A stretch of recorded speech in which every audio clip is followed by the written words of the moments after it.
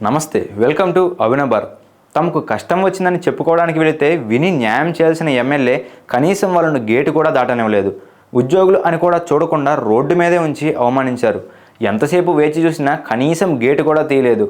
ఉన్నతాధికారులతో కష్టం వచ్చిందని చెప్పుకోవడానికి వెళ్ళిన సచివాలయ ఉద్యోగులను విజయనగరం ఎమ్మెల్యే అదితి గణపతి మరింత అవమానించిన ఘటన విజయనగరంలో చోటు చేసుకుంది. పన్నులు వసూలు చేయడంలో వెనకబడ్డారనే కారణంతో వార్డు సచివాలయ ఉద్యోగులను కొజ్జలతో పోలుస్తూ విజయనగరం మున్సిపల్ కమిషనర్ నల్లనయ్య అవమానకరంగా మాట్లాడారు. నల్లనయ్య మాటలతో అవమానానికి గురై తీవ్ర మనస్తాపం చెందిన 18వ వార్డు సచివాలయ అడ్మిన్ మహిళా ఉద్యోగి సొమ్మిసిల్లి పడిపోయారు. అయినా సరే ఆమెను ఆసుపత్రికి తీసుకువెళ్లకుండా అరగంట వదిలేస్తే లేస్తుందిలే మహానటి అంటూ వెకిలిగా నవ్వి మరింత అవమానించారు. దీంతో తీవ్రంగా బాధపడిన సచివాలయ ఉద్యోగులు ఈ విషయాన్ని స్థానిక ఎమ్మెల్యే దృష్టికి తీసుకువెళ్లాలని నిర్ణయించుకున్నారు. రాత్రి 9 గంటలకు ఎమ్మెల్యే అదితి గణపతి ఇంటికి వెళ్లారు. ఉద్యోగులు ఆమె బంగ్లా వద్దకు చేరుకుని వాచ్మెన్ ద్వారా ఎమ్మెల్యేకు సమాచారం పంపారు. మహిళా ఉద్యోగులు గేటు వద్ద ఉన్న దృశ్యాలను సీసీ కెమెరాలో చూసి ఎమ్మెల్యే గేట్లు తీయవద్దని వాచ్మెన్కు ఆదేశించారు.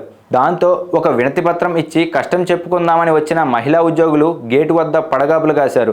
చాలా సమయం గడిచిన తర్వాత వినతి పత్రం తీసుకోవడానికి అదితి గణపతి నిరాకరించిందని తెలుసుకున్న ఉద్యోగులు వాచ్మెన్ చేతికి వినతి పత్రం ఇచ్చి వెళ్ళిపోయారు. దాదాపు 2 గంటల పాటు ఎమ్మెల్యే ఇంటి గేటు ముందే నిరీక్షించిన ఉద్యోగులు ఆమె తీరుపై తీవ్ర అభ్యంతరం వ్యక్తం చేశారు. తమ పట్ల కూటమి పాలకులు చాలా అవమానకరంగా వ్యవహరిస్తున్నారని ఆవేదన చెందారు. అశోక్ గణపతి రాజు కానీ ఆమె కూతురు కానీ సమస్య ప్రజల్లో మాట్లాడరు, కష్టం అని వెళ్తే బంగ్లా గేటులు తీయరు అని ఎప్పుడూ ఉండే ప్రచారమే అది నిజమే అని ఈ ఘటన మరోసారి నిరూపించింది.